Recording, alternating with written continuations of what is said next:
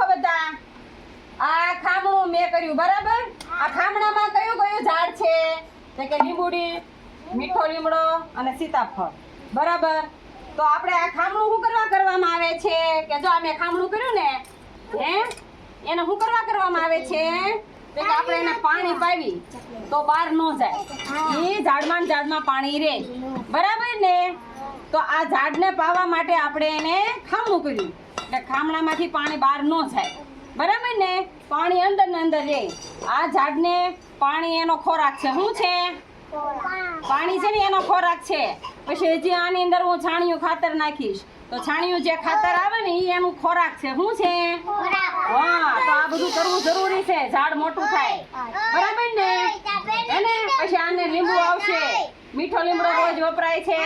પછી આમાં લીંબુ આવશે. આપણે લીંબુ દાળમાં પછી દાળ ઢોકળીમાં વાપરશું. બરાબર ને?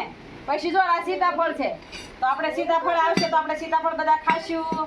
તો આને પાણી અને છાણિયું ખાતર નાખશું ને તો ઝાડ મોટા થશે, નકર નહીં થાય. બરાબર ને? તો હારું હાલો હવે આને હું પાણી પાઈ દઉં. હો ને? હા, તમે બધા જોજો. જો આપણે આને પાણી કેવી રીતે પાવાનું?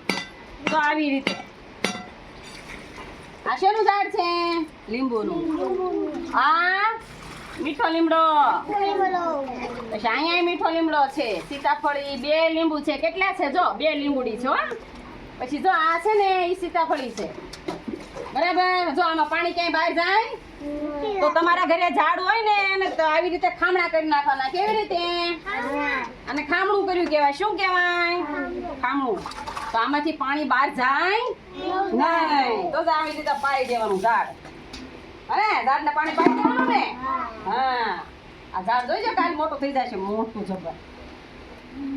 તો તમને ખબર પડી ને કે ખામણું કોને કહેવાય, પાણી કેવી રીતે પાવી, એ બધું તમને ખબર પડી?